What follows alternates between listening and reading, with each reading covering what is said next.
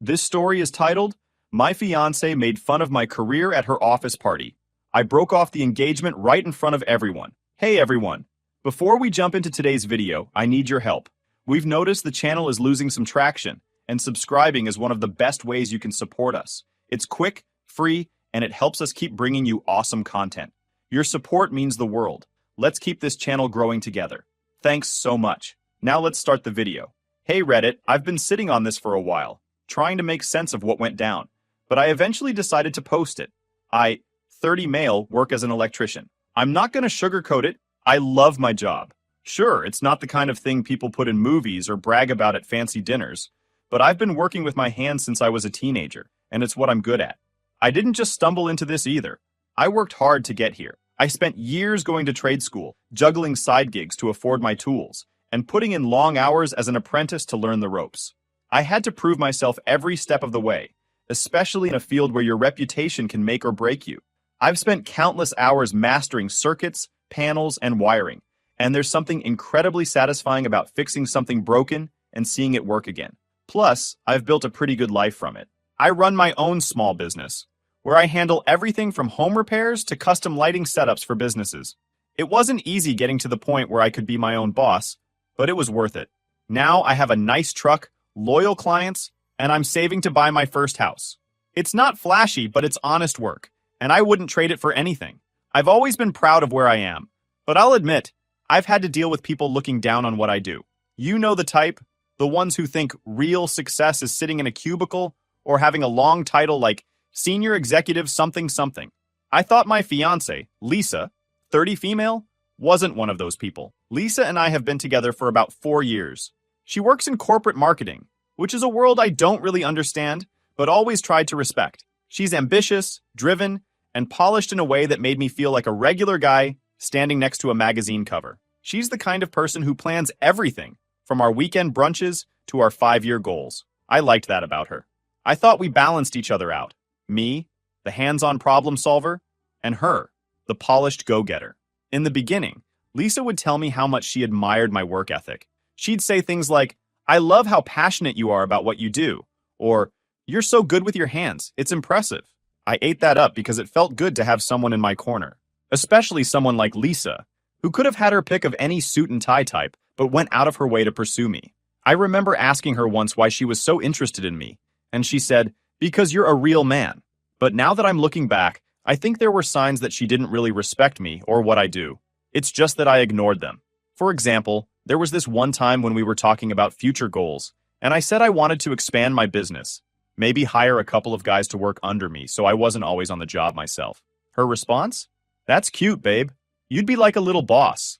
I laughed it off at the time, but now it feels like one of those comments that wasn't as innocent as it seemed. Then there was the way she talked about her own career. She'd go on and on about how hard it was to get where she is, how she had to prove herself in a male-dominated industry, and how she's always working twice as hard as everyone else. Don't get me wrong, I respected the hell out of her hustle, but looking back, I realized she never really asked about my work in the same way. Like, she never cared about the struggles I had running my own business, or the times I had to work 12-hour days in someone's attic during a heat wave just to make ends meet. Still, I never thought it was a big deal. I figured we just had different ways of showing support. She was all about big, flashy gestures, posting pictures of us with captions like, "So proud of my guy," while I was more low-key. I'd show up to her work events, listen to her vent about her boss, and make sure she had dinner waiting when she got home late. To me, that was enough. Things started to feel off earlier this year, though. Lisa got a promotion, and suddenly her life became all about networking and corporate events. She started talking about her colleagues constantly. This guy who's a rising star in the industry. That woman who's such a powerhouse. I noticed she didn't mention me as much anymore. When I asked about it, she brushed it off, saying, "You're not part of that world, babe. It's not a big deal." That stung a little, but I let it go. I figured she was just caught up in the excitement of her new role. Then came the co-workers' holiday party. Lisa had been talking about it for weeks. She kept saying it was a big deal, and that it was important I come with her. "You'll love it," she said. "You'll get to see the people I work with and the world I live in." I wasn't exactly thrilled about spending a night with a bunch of corporate types, but I figured it was important to her, and I wanted to be by her side, so I agreed. As the date got closer, I started to feel more and more out of my element. Lisa was planning everything down to the last detail. What we'd wear, what time we'd arrive, even what kind of conversations I should prepare for. Just talk about your business, she said. People love hearing about small businesses. That should have been my first red flag. Why would I need to prepare to talk about what I do? But again, I brushed it off. I wanted to be there for her, even if it meant stepping into a world that felt completely foreign to me. The night of the party, I put on my one good suit and did my best to clean up. Lisa looked incredible, like she always does, in this sleek black dress that probably cost more than my monthly rent. When we got to the venue, I realized just how out of place I was. The place was decked out with fancy decorations. Everyone was dressed to the nines, moving through the room like they were on a runway. I was trying my best to play along, even though this whole thing feels like stepping onto a set of The Office. But, way less funny and way more fake. People are walking around in their overpriced suits and shoes, talking about brand initiatives and quarterly projections. Meanwhile, I'm just trying to keep my tie from choking me to death. Lisa's in her element, though. She's laughing, working the room, and introducing me to everyone like she's the star of the show. Honestly, I was kind of proud of her at first. I mean, she's good at what she does, and it's obvious her colleagues respect her. But the more she introduced me to people, the more it started to feel off. It started small. Every time she'd introduce me, she'd throw in some little comment that felt like a jab. Like, "This is my fiancé. He's an electrician. He keeps things running around the house." Or, "If you ever need someone to fix your outlets, he's your guy." She'd laugh, and so would they. But I wasn't laughing. I brushed it off the first couple of times, telling myself she was just nervous or trying to be funny. But after the fifth or sixth time, I started to wonder if this was just how she talked about me behind my back. Anyway, Lisa and I were standing with a group of her colleagues when one guy, a real smug-looking dude in a tailored suit that probably cost more than my truck, asked me what I do for a living. I smiled and told him, "I'm an electrician. I run my own business." Simple and plain. Before he could say anything, Lisa jumped in. "Oh, he's amazing with his hands," she said, with this overly sweet tone that immediately made me cringe. "He's like my little handyman at home. Anytime something breaks, he's on it. Isn't that adorable?" Adorable. That word hit hard. The way she said it wasn't affectionate. It was condescending, like I was some kind of pet she brought to show off. The group burst out laughing, and I just stood there, trying to keep my face neutral. Inside, I was fuming. I wanted to say something, but I didn't want to make a scene. So I just smiled awkwardly and nodded like I was in on the joke. But I wasn't. I was done. The rest of the night didn't get better. Every time we talked to someone new, Lisa found a new way to put me down, whether it was calling me her fix-it guy or joking about how I probably didn't get their world of corporate marketing. At one point, I heard her telling someone, "Oh yeah, he's my little wires and pliers guy, like Bob the Builder, but less ambitious." I was standing there thinking, did she just reduce my job to a joke? I let it slide, trying to keep the peace, but it didn't end there. What really pissed me off was how casual she was about it. Like she didn't even notice she was insulting me. Or worse, she noticed, and just didn't care. The way she looked at me when she made those comments, it wasn't love or pride, it was a pity.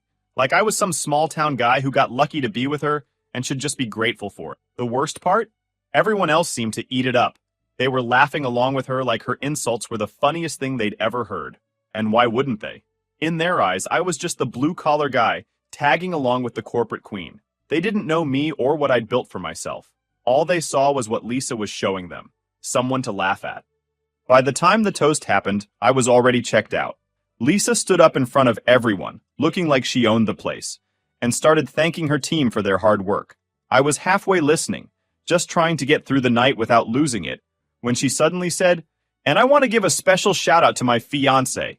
I looked up thinking, maybe she's going to redeem herself. But nope, he's not exactly a corporate guy, she said, grinning like she was about to drop the funniest joke of the night. But if anyone's dishwasher stops working, he's your guy. The room erupted in laughter.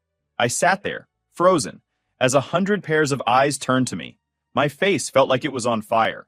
I looked over at Lisa, hoping she'd notice how humiliated I was, but she was too busy soaking up the attention. She was smiling, like she'd just won an award for Most Entertaining Toast. I couldn't take it anymore. I excused myself and stepped outside to get some air. My hands were shaking, and my chest felt tight. I replayed her words over and over in my head, each one hitting harder than the last. Not a corporate guy. Your guy for power outages. What the hell had just happened? That wasn't a toast. That was a takedown. So, I'm standing outside this ridiculously fancy venue, breathing in the cold air and trying to cool off. The sound of everyone laughing at Lisa's toast is still echoing in my head. I don't know if I'm more embarrassed or angry, or maybe a mix of both. I kept thinking, is this how she's always seen me? Like some handyman she picked up for convenience? A few minutes later, Lisa comes outside. She's got this big, oblivious smile on her face. "There you are," she says, like I'm some kid who wandered off. "Why'd you sneak out?" I look at her, trying to stay calm, but I can already feel the frustration bubbling up. "Do you have any idea how humiliating that was?" She blinks, clearly caught off guard. "What are you talking about?" "The toast," I say, my voice rising a little. "You basically turned me into a joke in front of your entire office." Lisa rolls her eyes, like I'm the one being unreasonable here. "Oh, come on. It was just a joke. Everyone thought it was funny." "Yeah, because they don't know me," I snapped. "All they know is what you told them, that I'm some not corporate guy who's good for fixing their dishwashers. Do you even realize how disrespectful that is?" She sighs, like she's talking to a child. "You're overreacting. It wasn't that deep. I was just trying to lighten the mood." Lighten the mood? I could feel my fists clenching at my sides, but I took a deep breath and tried to explain. "Lisa, I've worked my ass off to get where I am. I run my own business. I make a good living. And you reduced all of that to a punchline. How do you think that makes me feel?" Instead of apologizing or even trying to understand, Lisa crossed her arms and gave me this annoyed look. "I don't know why you're being so sensitive about this. It's not like I said anything untrue. You're an electrician. It's not exactly a glamorous job, and there it is. The truth, plain and simple." I stare at her, stunned. "Wow," I said.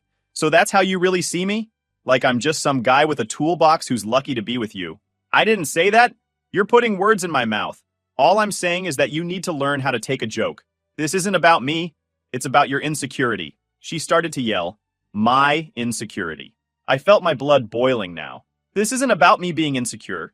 It's about you not respecting me or what I do. Do you even realize how condescending you sounded tonight?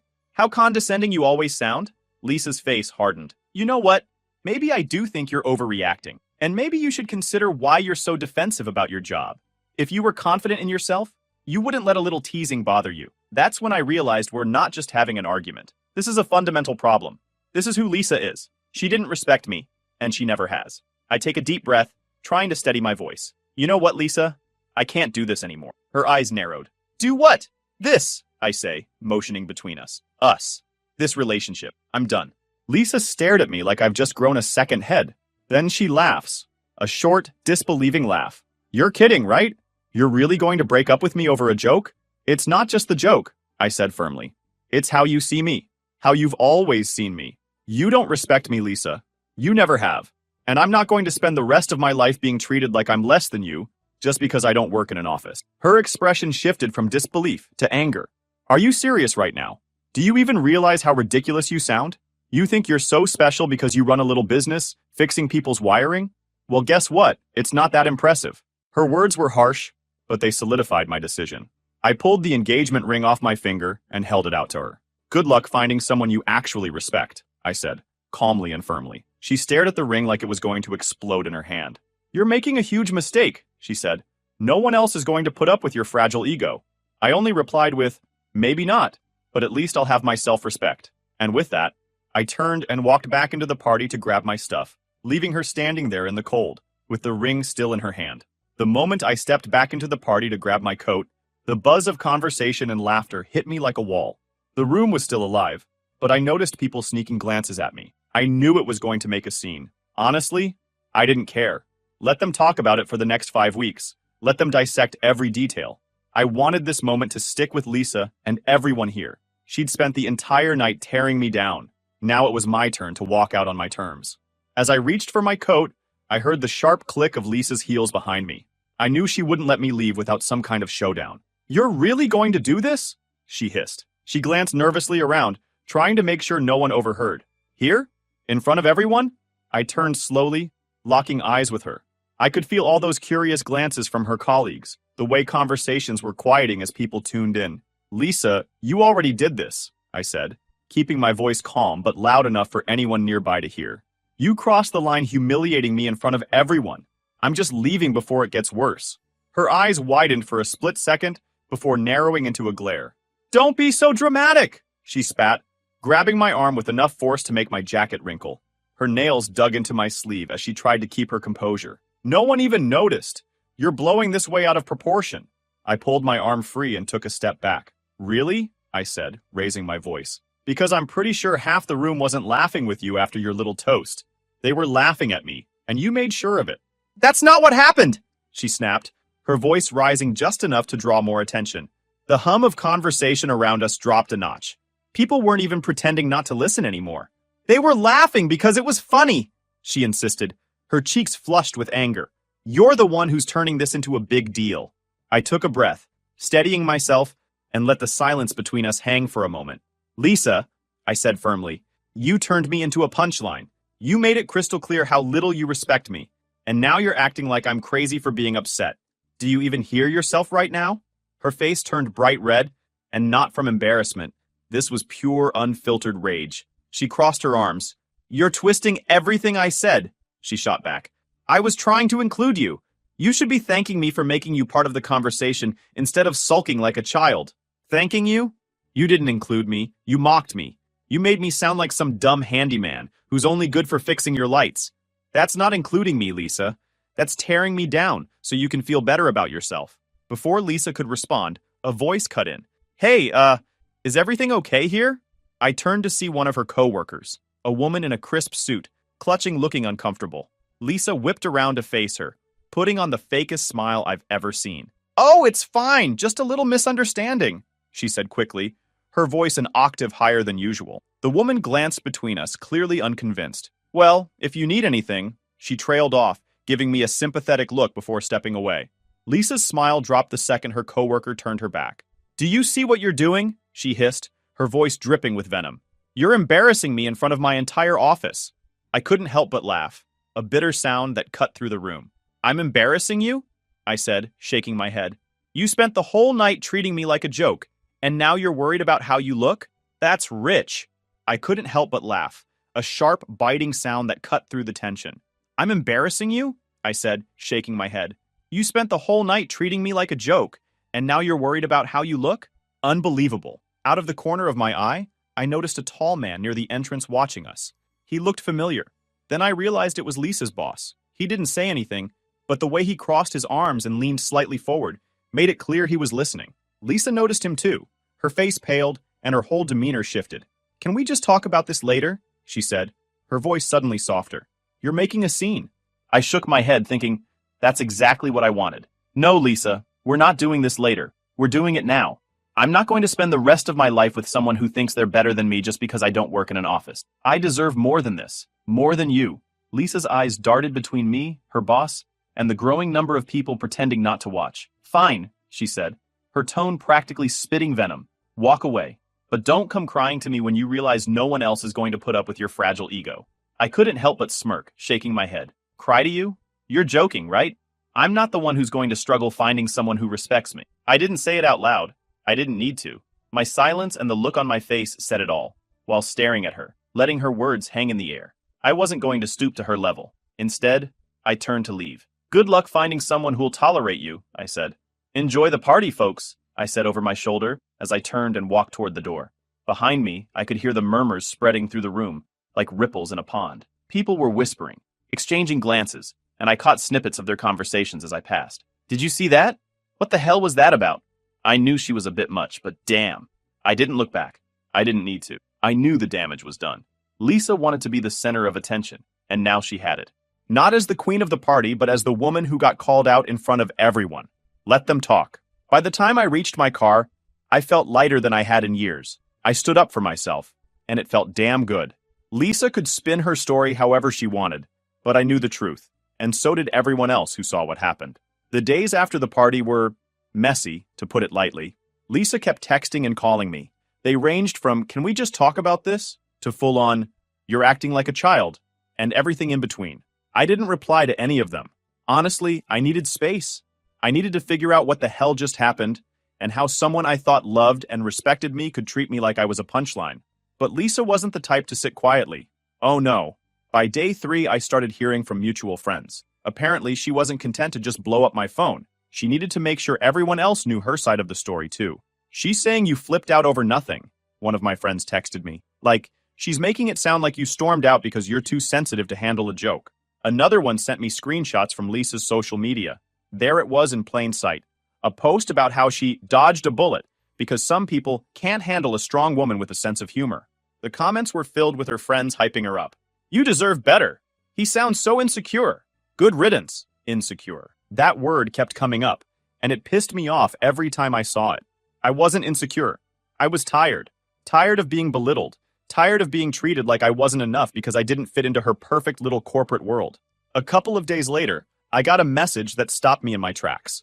It was from one of Lisa's co-workers, someone I barely knew but who had been at the party. Hey, I just wanted to reach out and say I'm sorry for laughing at that toast, she wrote.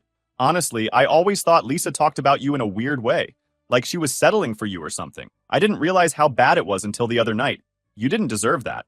That confirmed what I'd started to suspect. This wasn't just a one-time thing. Lisa had been looking down on me for a long time, probably since the beginning. I thought we were equals, partners. But to her, I was just the guy with the tools, someone she could control and joke about when it suited her. I started replaying our entire relationship in my head, picking apart every moment that felt off. Like the time she introduced me to her parents and said, he's not your typical corporate guy, but he's great with his hands. Or the time she told her friends, yeah, he owns a business, but it's like, small, not stressful like my job. How did I not see it? How did I not realize she was never proud of me, never truly respected me? The real cherry on top came about a week later. I got a call from Lisa's best friend, Jen. Now, Jen and I had always been cool. We weren't super close, but we got along well enough. So when her name popped up on my phone, I figured maybe she was calling to play peacemaker or something. But nope. I just thought you should know, Jen said. Lisa's been telling people that she settled for you because she thought you'd be easy to control. She said she didn't think you'd ever leave her because you'd feel too lucky to have her. She actually said that? I asked, even though I already knew the answer. Yeah, Jen replied. I didn't want to believe it at first, but after what happened at the party, I'm sorry, man. You deserve better. I thanked her for telling me, but honestly, I didn't know how to feel. I mean, I was already done with Lisa, but hearing that, it was like adding insult to injury. This whole time, I thought I was building a life with someone who saw me as an equal, and she was treating me like some charity case. After the dust settled, it was like a switch flipped in my life. Lisa and I were done. No more texts, no more calls, no more fake apologies or attempts to spin the story. My life on my end was looking brighter. I threw myself into my work, taking on more projects, and I decided to sell my engagement ring and use the money to book myself a trip to the mountains, a place I'd always wanted to visit but never got around to because Lisa wasn't into rustic vacation. Turns out sitting by a campfire and looking at the stars is a hell of a lot better than listening to people talk about brand synergy over tiny hors d'oeuvres. During that trip, I had a lot of time to think about what I wanted and what I didn't want. I realized I'd spent way too much time trying to fit into Lisa's world, letting her define my worth based on her shallow metrics. That wasn't happening anymore. Then came the ultimate bit of karma. About a month after the party, I heard through the grapevine that her antics at the party and her behavior afterward had caught the attention of her boss. Apparently, some of her coworkers had started talking about the incident, and it made its way up the chain. She's been really tense at work, one of her colleagues told me. It's like she knows people are talking about her behind her back, and it's driving her nuts. She even snapped at someone during a meeting last week, which is not like her. Another mutual friend shared a text from Lisa where she wrote, I worked my ass off to get where I am, and now it's like one stupid night is all anyone remembers.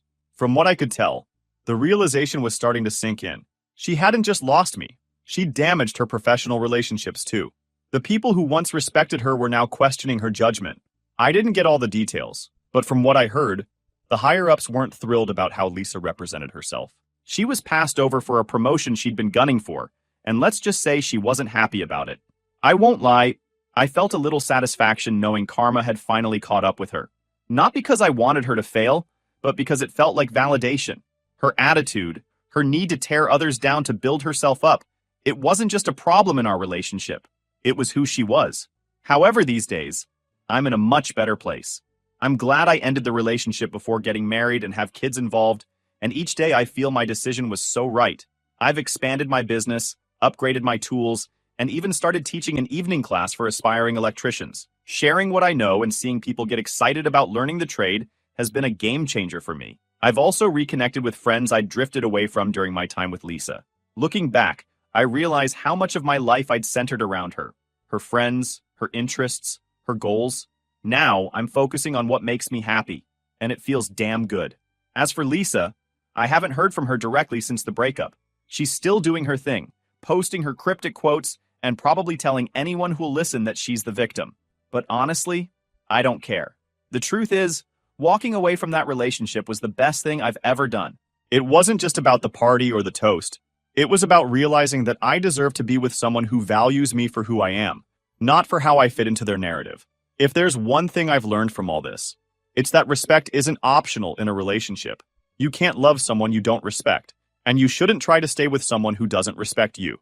So to anyone reading this who's in a similar situation, trust your gut. If someone's tearing you down instead of lifting you up, let them go. You'll thank yourself later. Thanks for sticking with me through all this. It's been a wild ride, but I feel like I'm finally back on track. And if anyone ever needs an outlet rewired, you know who to call.